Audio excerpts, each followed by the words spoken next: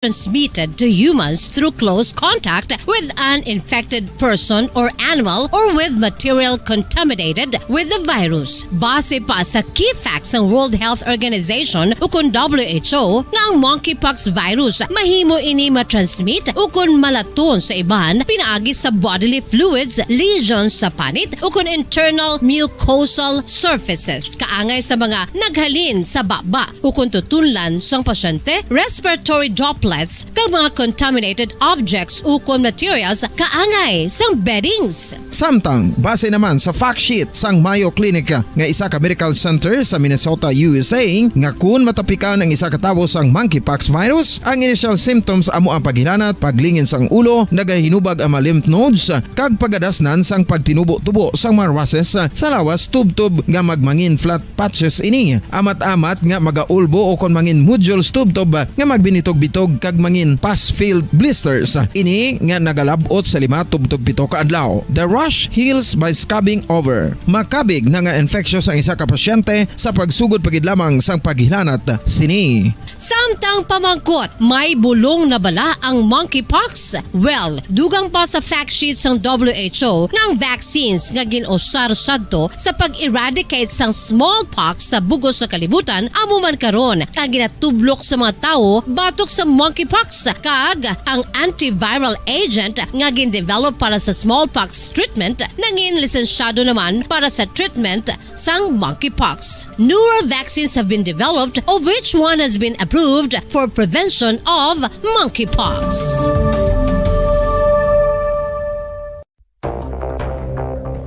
Ano ang dengue hemorrhagic fever? Ang dengue hemorrhagic fever isa kabalatian halin sa virus nga nagalaton paagi sa kagat sang babayi nga lamok nga ginatawag Aedes aegypti kag Aedes albopictus. Ini nga lamok nagakabuhi sa sudod kagwa sa palibot sang balay, nagaistar sa matinlo kag wala nagailig nga tubig kag nagapangagat sa adlaw humalin sa kaagahon tubtob sa kahaponanon.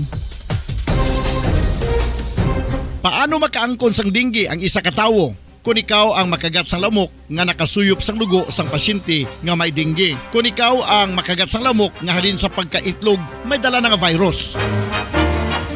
Ano ang mga palatandaan o kung sintomas sang dengue? Hinari nga hilanat nga nagadugay sang duha, tubtob 7 ka adlaw, bleeding o kung pagdugo sang ilong, panit o kung baba, kag pagsuka o kung paghigko nga may dugo, sakit sang ulo, pagpalangluya, pagdula sang gana sa pagkaon, sakit sa tiyan kag pagpalanakit sang tutunan, pagpalamula, rashes, syaka, pagpalangyami, pagpalamugnaw, pagpalanglapsi, pagpalangitom, pagdasig apang mahina nga pulso, pagkalipong, pagsalasala o kon delirium.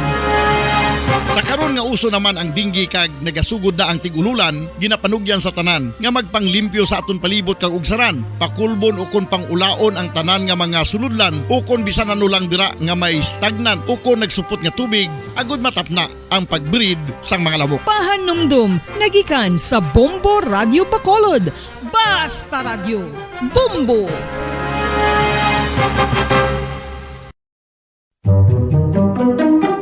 Magluwas sa baboy, baka kag manok, may isa ka karne nga sara nga mahimo alternatibo nga iserbe sa lamesa sa mga Pinoy kag ini ang rabbit meat o kon karne sang kuneho. Suno sa pagtuon, mas matinlo ini kag mas healthy kung ikumparar sa iban nga karne sang sapat. Ang rabbit meat ang sara nga lutuon sa pamaagi nga naanda na sang kadamaan kaangay sang adobo, lumpia Shanghai kag lechon. Apang ano bala ang mga benepisyo sini sa ikaayong lawas?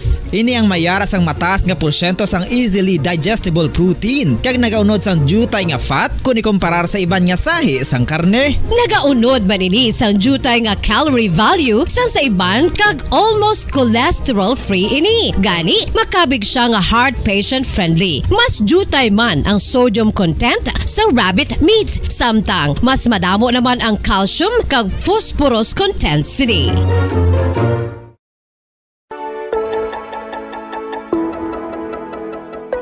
Luyag mo bala nga mabuligan ang imong guya nga magmangin mahining ukon makaangkon sang top of the line highlighter nga pwede lamang maangkon na sa sulod sang balay. Huo mga kabombo! No fancy skincare products, no messy do-it-yourself masks, kag ini ang pinaagi lamang sa ice cubes nga madamo naman ang nagahimo sini kag nagahambal nga epektibo ang ini nga beauty regimen kag skincare tip. Suno sa mga dermatologist, makabuligid ang pagnusnos sang ice cube sa aton guya adlaw-adlaw. Ang ice makadulot sang pagpahugot sang aton panit sa guya bangod gina constrict sini ang mga blood vessels diri.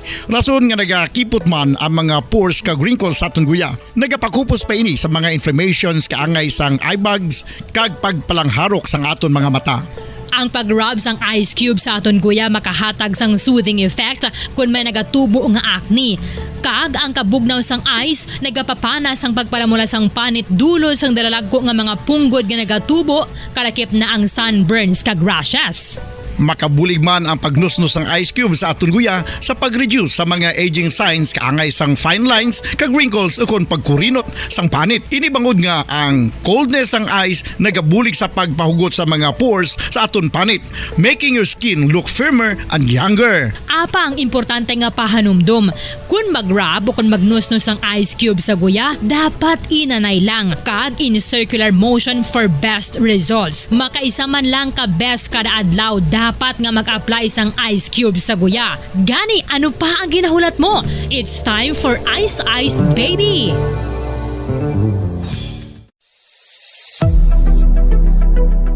Nakahibalo bala kamo kung nga ginatawag bilang miracle liquid ang gata sang lubi? Well, ini bangod nga madamo sang mahatag nga amazing benefits sa ang coconut milk sa aton nga lawas. Suno sa pagtuon sa mga dermatologist, ilabi na gid sa kay Dr. Rahul Nagar sang Max Healthcare Institute Limited, isa ka hospital chain nga nabase sa New Delhi, India, nga napamatud-ana nga may amazing benefits ang coconut milk sa aton buhok, guya kag panit. Ang gata sang lubi manggaranon sa vitamin C, E, B1, B3, B5 kag B6 kalakip ng iron, selenium, sodium, calcium, magnesium kag phosphorus. Coconut milk also contains good concentration of lauric acid, isa ka medium chain fatty acid nga nag-convert sa monolarin sa aton lawas. Ang monolarin isa naman ka compound nga nagaangkon sang antiviral kag antibacterial properties. Kaangay sa pagpati kag ginhimo sa aton nga katigulangan, ilabirigid sang aton mga lola, napamatudan man sa research nga may maayo nga madulot ang pagnusnos o kon pagmasad sang aton scalp kag buhok sa ulo gamit ang gata sang lubi. Ini bangod nga nagapa-restore sang pagka-dry, brittle kag pagka-damage sang aton buhok kaangay sang split ends. Ang coconut milk ang may ginaangkon nga excellent moisturizing properties nga makadulot sang good nourishing effect. Uy,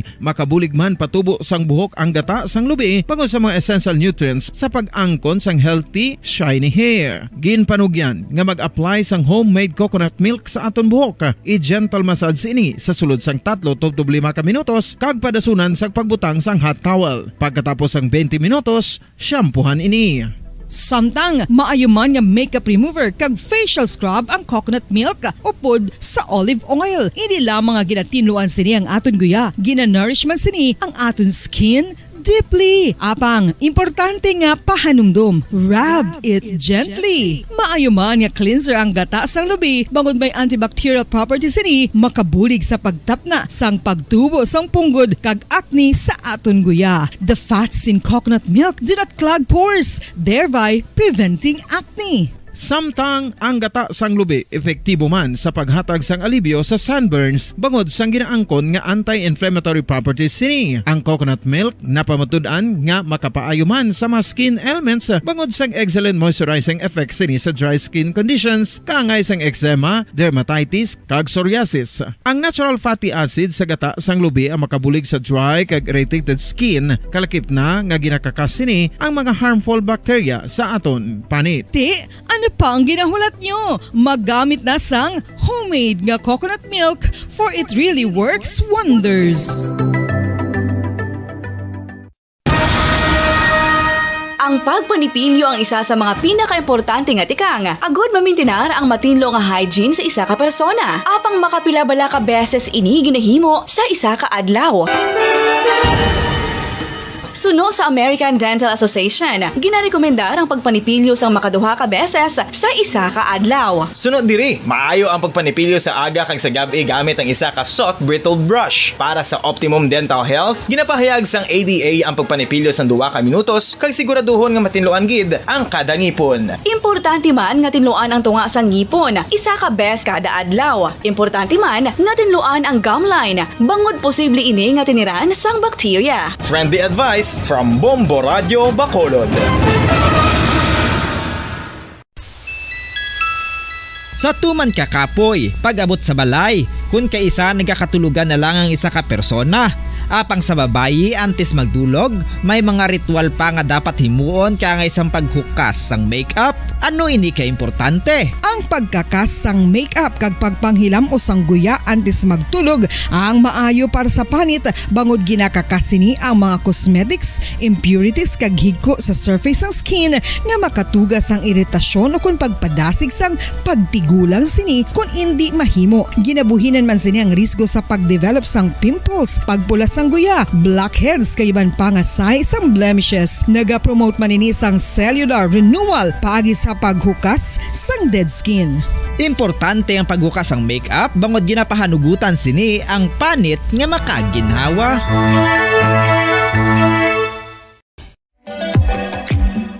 Mga kabombo, ilabilagid sa mga kababainhan. Kung ikaw magtulog, nagasuksok ka bala sang bra o kung wala. Madamo ang mababayi ang wala nagasuksok sang bra kung sila ang magtulog. Magluwas nga ini ang komportable para sa ila. Isa sa mga rason kung nga madamo ang wala nagasuksok sang bra kung magtulog, amo ang kahadlok nga makaangkon sang breast cancer. Kangawa nga hindi magdako kag mapunggan sini ang pagkupos sang dughan. Apang suli sa ginapatihan sang kadamaan, wala sang medical evidence nga nagapamatuod nga malain ang pagsuksok sang bra. Depende sa kadakuon sang dughan. Ang pagsuksok sang bra ang makalimit sang breast movement nga makabulig sa pagpamagaan sang breast pain kag nagatuga pa sang mas komportable. Philippine Standard Time, 17 minutos sa kaligan sa taknak alas 5 sa hapon, bayang hapon mga kabombo. Welcome sa pagpalagad sang Bombo News and Views Afternoon Edition. Kalinga daw sang Huwebes, Agosto 4, 2022. Sa gakaroon nito rekta sa ato sa mga headlines.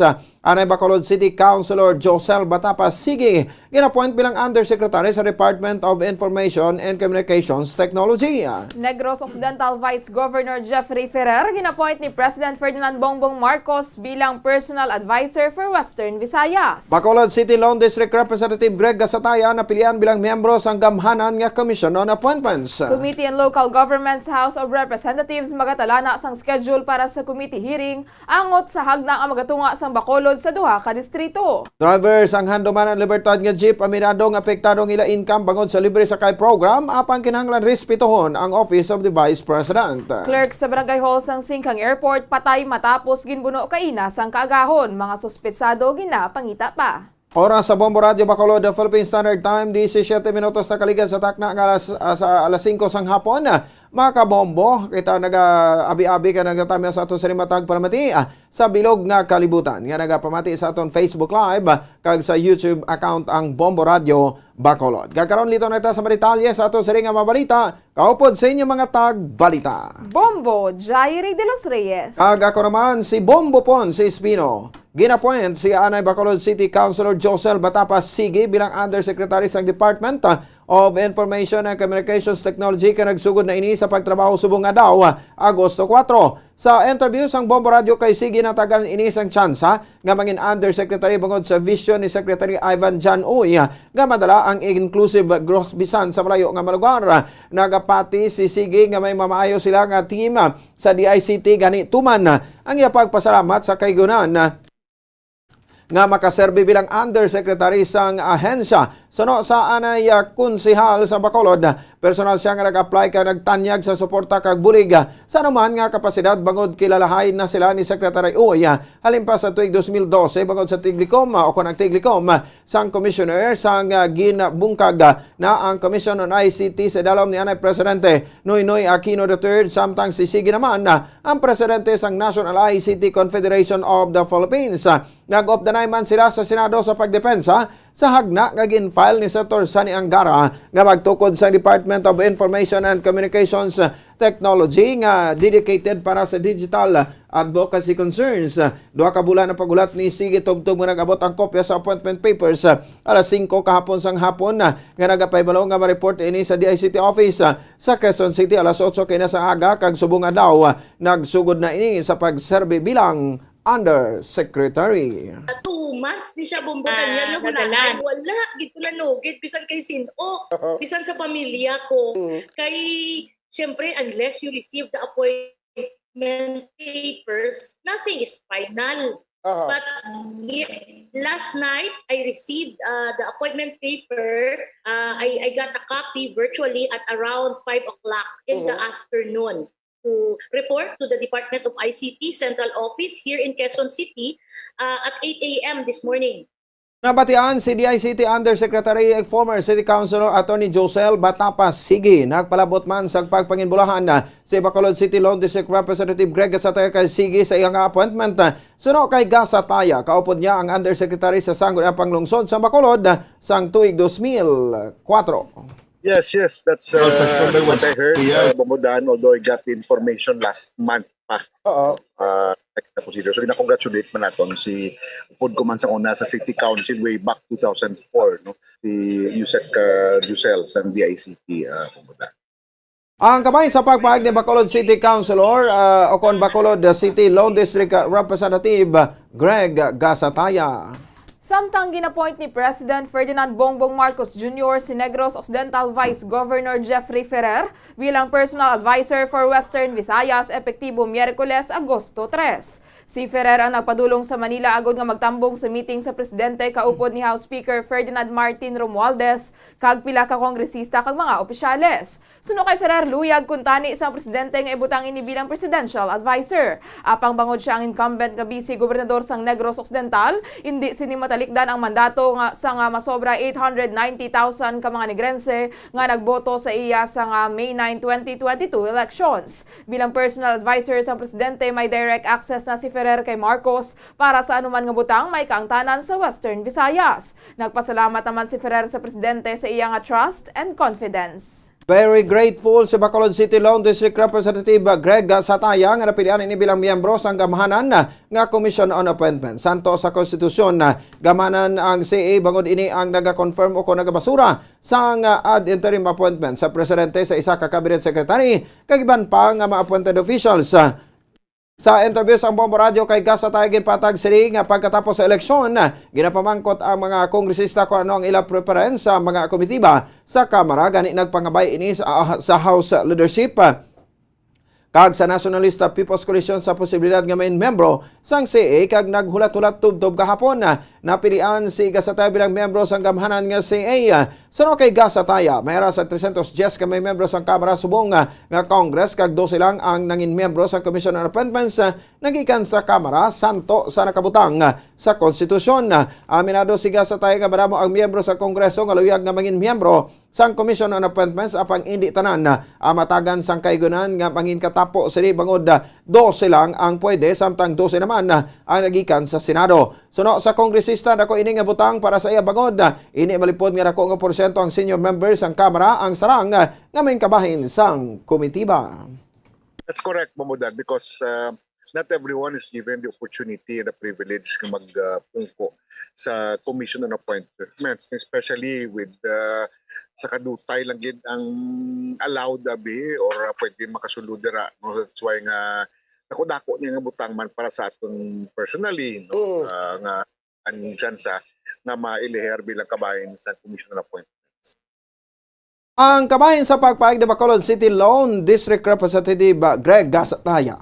Ginpaatag ni Bacolod City Lone District Representative Greg Gasataya nga santo sa konstitusyon, may allotted number sa kada political party agud nga mangin miyembro sang gamhanan nga Commission on Appointments, kung dapat nga tungaon ini proportionately sa kada partido. Si Gasataya ang miyembro sang Nationalist People's Coalition o NPC, kag siya ang ginduso sang partido nga mangin miyembro sang Commission on Appointments. Sa tion nga endorso sang political party nga sa kamiyembro suno sa kongresista, hindi naman ini magduso sang masobra masobra sa allotted slots sa kada partido. Suno kay kasataya masobra 40 ka congressman ang miyembro sang NPC kung may mga konsiderasyon kung nga siya ang ginpili sang partido apang hindi niya luyag maghakwat sang kaugalingon nga bangko. Sunod diri mahimo nga may nakita ang NPC nga kwalifikasyon kung nga siya ang ginbutang sa CA, dugang pa nga senior member naman ini sang Kongreso. Mga 40 plus man kami no member na NPC nga sa house no, although damo-damo ang gusto sulod no. Basically it's siguro nangin maayo man atong relasyon sa atong mga kaupdanan dira no, kag then since isa kita sa senior members ng house no, on our third term no, so uning mga considerations panabi. Nabatian si Bacolod City Lone District Representative Greg Gasataya. Kinahulat na lang sa karon ang schedule nga itala na sang Committee on Local Government sa House of Representatives sagod nga makapatigayon na sang committee hearing angot sa agda nga magatunga sa surat sa Bacolod sa duha ka mga legislative district. Sa interview sa Bombo Radio kay Bacolod City Lone District Representative Greg Gasataya nga mo ang author sang hagna na refer na ang House Bill sa Committee on Local Government nga ginapamunuan ni Congressman Rex Gatchalian. Sunod diri ginahulat na lang kung sano ang schedule sang hearing bangod handa naman ang tanan nga papiles nga kinahanglan sa hearing suno kay Gasataya iga-presentar sa komitiba ang rationale kon nga kinahanglan tungaon sa duha ka legislative district ang Bacolod. Naistorya naman ni Gasataya si House Speaker Martin Romualdez sang Lunes kag iya ginpahibalo nga may ginfile ini nga bill para sa reapportionment sa Bacolod sa duha ka distrito. Hopeful naman ang kongresista nga makalampuha sa Kamara ang hagda bagod. May mga abyan may ini sa Senado nga mahimo mag-sponsor sang bill para diri. Aminado si Gasataya nga basta maayo ang relasyon sa makaupod mahapos ang trabaho. Suno kay Gasataya ginaduso niya ang kaangay niya nga programa kag proyekto sa tinutuyo nga mas mag-umwad ang syudad sang Bacolod. Naistorya ko naman Bombodan si Speaker Martin sang nagligad nga Lunes and I informed him na may file kita nga bill for reapportionment no of Bacolod City into 2 congressional districts no. So ako do very positive makita, very hopeful kita na mapasar ni siya sa House ang aton bill sa pagtukod sa isa pagid ka congressional district para sa aton syudad sa Bacolod. Nabatian ang duga nga pagpahig ni Bacolod City Lone District Representative Greg Gasataya. Nagpadulong sa Bacolod City Mayor Alfredo Benitez kag mga department heads sa isla sang Boracay para sa 3 ka adlaw nga strategic planning kag budgeting workshop halin Agosto 3 tubtob Agosto 5. Suno kay Bacolod City Administrator Attorney Pacifico Maghari nga mo man ang gin-designate ni Benitez bilang acting mayor sa sulod sang 3 ka adlaw, ang official trip sang alkalde kag sa mga department heads ang bilang kabahin sang strategic planning sang syudad kung saan ilang tawon ang overall operations sang city government kag tingwaan ang efficient nga budgeting system kag ma-deliver ang nagkakaigo nga serbisyo. Bangod ang official trip ang mga natungdan sabat sang city government ang gasto para diri. Suno kay Maghari mabalik ang alkalde sa Sabado bangod magasapol sila sa mga market representatives angot sa rehabilitasyon sang merkado publiko. 3 days ma'am from August 3 to 5 kay gin-designate ko di temporarily ni Mayor Albi kay ara sila subong sa strategic planning and budgeting workshop sang city government natin. Ang mga kalabanan sa aton department heads kay it's part of our strategic planning mula isa kapag lantaw sang overall operations ka city as well as ang budgeting naton nga nang we are trying to make a budgeting system nga very efficient kag ma-deliver gid ang services sa pumuluyo sa Bacolod kag ang mga flagship projects ni Mayor. It's official. Nabatian si Bacolod City Administrator Pacifico Maghari. Aminado ang driver sang public utility jeepney nga nagabiyahe duman ng Libertad Vice Versa ang apektadong ilang nga income bagod sa libre sakay program sang Office of the Vice President. Apang wala sila sa may mahimo bagod programa ini sang gobyerno. Ang bus ang nagatanyag sang libre sakay ang may 37 ka mapasahero kada trip kag makaisa lang ka beses man lang nga nagasulod sa isa ka ruta kada semana. Ang ruta ang nagadulong sa Bacolod City Public Plaza antes magbalik sa point of origin. Sa interview sang Bombo Radio kay Crisanto Siason, okay ang programa nga libre sakay sa mga commuters bagod may mga mata may ini nga mahimo nga magkasakay sa bus apang iminado ini nga apektado gid ang ilang income. Sunod diri mabuhi na ng income nga madala niya pauli bagod dingalitan sa mapasahero ang bus nga libre lang ang pamasahe. Nakalaom ang driver nga mahimo nga makabawi na sila kung mag-resume na ang face-to-face classes bago nagasaka ang presyo sa gatong. Sa karon 20 pesos ang plete sa mga pasahero nagikan sa Libertad Market padulong sa Barangay Handumanan. Apang bagod programa ini sang Office of the Vice President, wala na sila sa mahimo kundi ini ang respeton bagod bisan ang pamilya nila maka-avail man sang libre sakay. Okay na sa mga konsumidor sang salakay, okay sila. Pero sa among mga driver hindi pwede. Kaya may piktuhagin ang among income. Sa krudo dan hindi na kami makadulugan siya. Dugakan pag isang libre sakay, naibanan pagit. Huwag ta mahimo, ma'am, kaya amo yung gobyerno na kapan mo. Masunod na gidlang. Huwag ta mahimo, kaya ilan na yakan. Ang driver nga si Crisanto Siason sang Hadubanan Libertad nga jeep. Kadungan sang hugot nga pagpatuman sang no terminal policy sa downtown area sang Bacolod, ginatag sang pinuno sang Bacolod Traffic Authority Office nga ginapatuman lang ang ordinansa kag wala ginakuhaan sang palangabuhian ang mga driver. Suno kay Police Major Junji Liba ang no terminal policy, ang sakop sang City Ordinance 338 nga hindi pwede maka-terminal sa downtown kundi magalabay lang ang PUJ bangod round trip ang ilabiyahe santo sa prangkisa.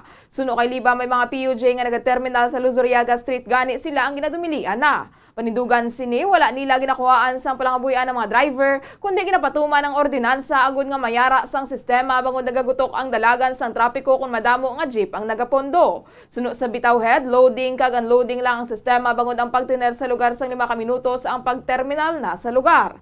Ginistorya naman ni Liba ang concern nga PUJ drivers kag ginpathagan nga tubtob duha lang ka unit ang magapondo agud nga makapasaka sang pasahero. Santo sa monitoring kay inasang aga tubtob 4 naman ang nagapila nga PUJ agud nga magpasaka sang pasahero nga hindi pagpahanugutan sang bitaw. Kung wala sang pagterminal sa lugar suno kay Liba mahawan ang dalan. Suno kay Liba hindi lang dalan Luzuriaga ang ginabantayan kundi tanan nga dalan sa Bacolod bangod ginapatuman lamang nila ang ordinansa kag ginahatagan sang sistema.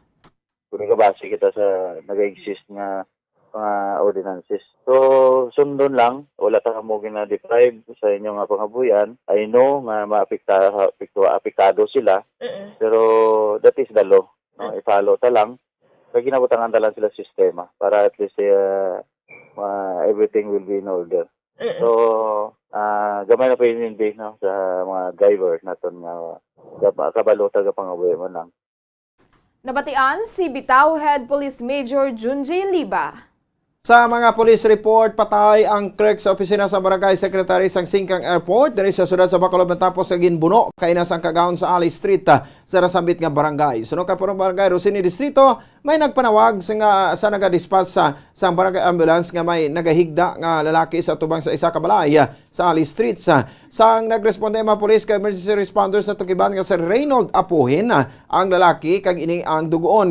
Santo sa inisyal nga pag-usisa may pila si Apuhin sa liog kag sa dugan. Ginabanta naman nga natabo ang krimen alas 12 tubtob alas 2 ang kagahon. Sunod sa iban ni mga empleyado nga era sa barangay hall alas 11:45 na sang gabi bangod may giningagaw nga trabaho para sa medical mission sang barangay. Isahanon lang si Apuhin nga nagpauli sa ilabalay sa purok Sampaguita dos antes ang tuwang gabi kag nabalitaan na lang ang masubo nga natabo kay na sang kagahon. Ginlalagway ni distrito nga maayong empleyado si Apuhin kag madamo ini sang abyan sa Singkang Airport gani wala sila nakabati nga may yara ini sang kaaway.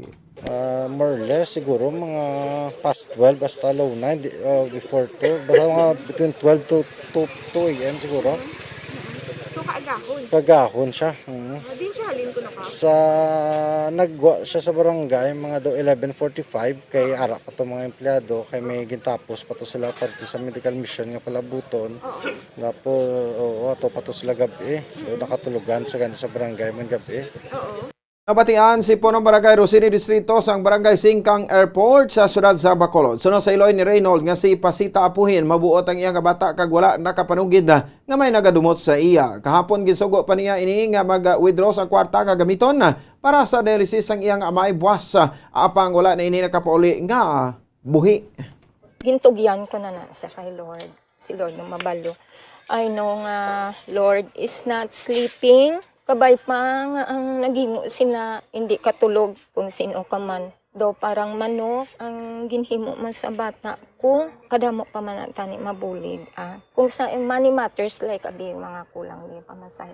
Okay nanay. Okay buligi. Si Pasita Apuhin ang iloy ni Reynold Apuhin. Sa karon may persons of interest na ang Bacolod Police Station number 8 sa nagpatay kay Apuhin. Suno sa Station Commander sa Bacolod Police Station number 8 nga si Police Major Jory Puerto pinsar sang tag-iya sa balay nga hubog lang ang lalaki nga nagakulob sa atubang sa Ilapulian. Santo sa footage sang CCTV camera sa barangay, may naglabay nga duha ka mga lalaki nga naglagas naglagas ang biktima.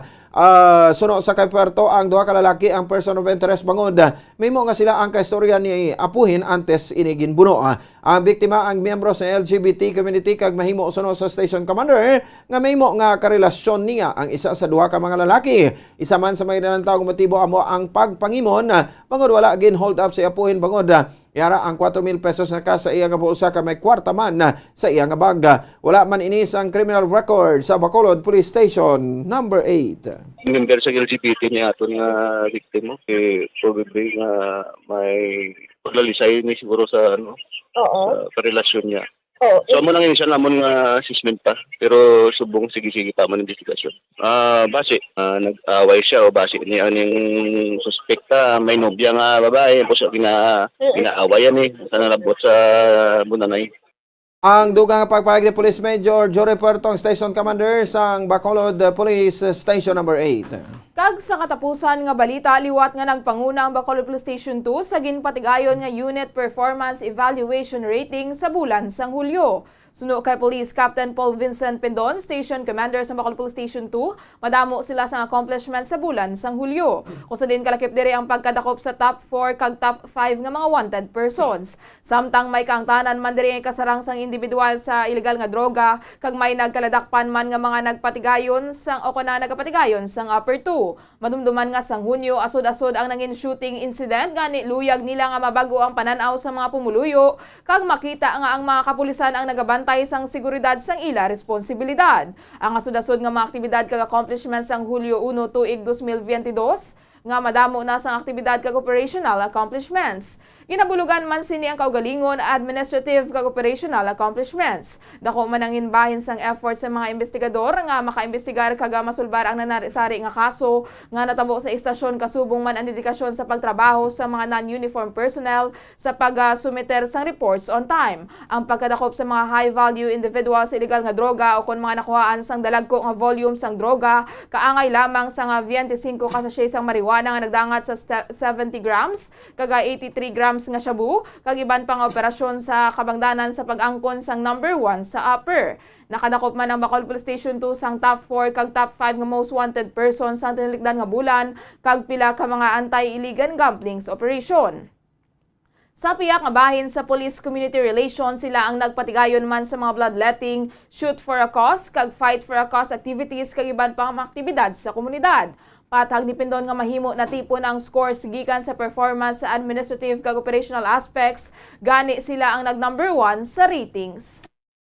Nag-accumulate ang mga scores, ang mga performances sa both administrative and operational aspect. So, na-judge kita, napilian, or sa ratings kita ang nag-number 1. With that, salamat ako sa all efforts sa aton nga kapulisan. We work hand in hand sa pag-attain kung pag-achieve sa aton nga goal diri sa station. Nga maging safe, kag maging community-friendly kita sa aton mga clients. Nabatian si Police Captain Paul Vincent Pendon, ang Station Commander sa Bacolod Police Station 2. Mga kabombo, antes pa magkita magtakop, ato na panabalikan nato sa ring mga headlines sa Bacolod City Councilor Josel Batapas Sigi, ginapoint bilang Undersecretary sa Department of Information and Communications Technology. Negros Occidental Vice Governor Jeffrey Ferrer ang ginapoint ni President Ferdinand Bongbong Marcos Jr. bilang Personal Advisor for Western Visayas. Bacolod City Lone District Representative Greg Gasatay na pilihan bilang miyembro sa gamhanan nga Commission on Appointments. Committee on Local Government sa House of Representatives magatalana sang schedule para sa committee hearing angot sa hagna ang magatunga sang Bacolod sa duha ka distrito. Drivers ang handumanan Libertad nga jeep paminadong apektadong ila income bagod sa libre sakay program apang kinahanglan respetohon ang Office of the Vice President. Clerk sa Barangay Hall sang Singkang Airport patay matapos ginbuno kaina sang kaagahon. Mga suspetsado ginapangita pa. Mga kabombo, inyo nabatian ang kabugusan nga pagbalita sang Bombo News and Views Afternoon Edition karon nga daw sang Huwebes, petsa 4 sa bulan sa Agosto tuig 2022. Kag kami ang inyo mga tagbalita. Bombo Jairi de los Reyes. Kag ako naman si Bombo Ponce Espino. Nagapasalamat sa upapo na pagpumati para sa pambansang radyo ng Pilipinas, consistent overall number 1 sa Bacolod. Basta Radyo! Bombo! Kag standby na sa masunod nga palatuntunan ang Bombo Report sa afternoon edition. Upod sa kay Bombo Dennis Rubica. Kag sa aton nga Bombo News Analysis nga ginbasa ni Bombo Daniel Lecciones may tigulo lain-lain nga virus. Daw hindi nagid mahangpan ang aton kalibutan. Nagatuhaw lang ang nagakalain-lain nga virus nga kun ano ang ginahalinan. Kasapatan aton ginapasibangdan nga nagadala sa sini nga balatian. Wala pa gani kita katibawas sa sining pandemya. Miara naman bag-o nga virus ang nagatayada. Monkeypox ang panawag sa iya nga nagalin sa amo kag sa ila rasa. Gobyerno nagapandam naman sa karon nga dapat gid kita maghalong sining virus nga palabuton nga makatuga naman sang kamatayon. Ang ato na lang gid pagahimuon sa sining monkeypox nga makalalaton. Ikayong lawas aton tipigan agudto sa sining virus kita hindi malatnan. Ang ini nga pangunahuna pananawan ang ginpadala ni Leo Siralbo sang Barangay Mansilingan, Bacolod City. Sa mga tagpalamati sang Bombo Radyo Bacolod, pwede man kamo magpadala sang inyo panghuna-huna kag pananawan sa Bombo News and Views Afternoon Edition. Care of DYWB Bombo Radyo Bacolod, CBS Development Corporation Building, Lacson Street, Mandilagan, Bacolod City. O kung pinaagi man sa email address ang Bombo Radyo Bacolod, bombo_bacolod@bomboradyo.info. Bombo Radyo Bacolod. #1 Bas Paradyo